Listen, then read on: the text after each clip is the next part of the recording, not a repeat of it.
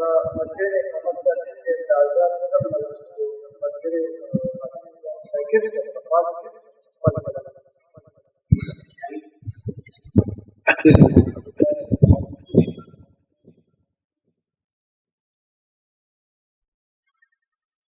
اجازه ده صحیح شاید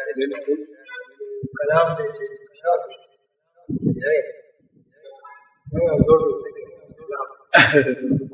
داسې نه چې زورور یو لور کلی سي داسې نه چې زورور یو لور کلی سي و هر لور دی خپه غور کلی سي داسې نه چې زورور یو لور کلی سي و هر لور دی نظر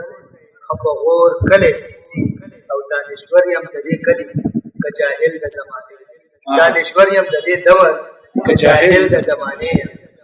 دانشور یم د دې دور که جاهل د زمانې یم هغه چا د لاس بنان چې د کور کلی سي دانشور یم د دې دور که جاهل د زمانې یم هغه چا د لاس بنان چې د کور کلی سي او د دې کلي د جومات ټولو کلو ته اذان شي د دې کلي د جومات ټولو کلو ته اذان شي واکداران دې راټول شوي په دې تور کلی سي د دې کلي د جومات ټولو کلو ته اذان شي واکداران دې راټول شوي په دې تور کلی سي او سوځولي دي غرونه شنه پټي خلک کورونه سوځولي دي غرونه شنه پټي خلک کورونه سړه شوي خوا نه ده لا مې نور کلی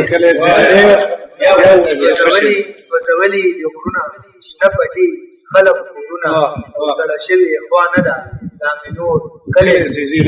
او دا د دې کلي شاکره خوشبختي که بدبختي ده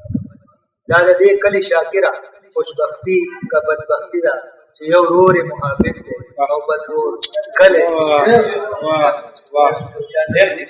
ارشاد دا د کراچۍ د وخت بدل دی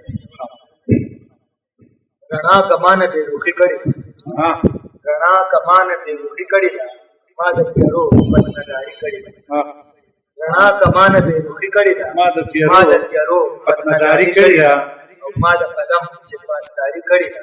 په قلم سروري کړې ما د قلم چې پاسداري کړې ده په قلم سروري کړې ده او ژبه خاموشه وه د سر له یرې ژبه خاموشه وه د سر له یرې ټوله قصه مې اسویلي کړې ژبه خاموشه وه د سر له یرې ټوله قصه مې اسویلي کړې او دلته مې مړی ګرځولی دی خپل دلته مې مړی ګرځولی دی خپل دلته مې کله زندګي کړې دلته مې مړی ګرځولی دی خپل دلته مې کله زندګي کړې ده پرون مې مړ د ډوډۍ لپاره پرون مې مړ کړې د ډوډۍ لپاره نن مې د ولږې خودکشي کړې ده پرون مې مړ کړې د ډوډۍ لپاره نن مې د ولږې خودکشي کړې ده او په هر قدم مې دی نفرت غندلی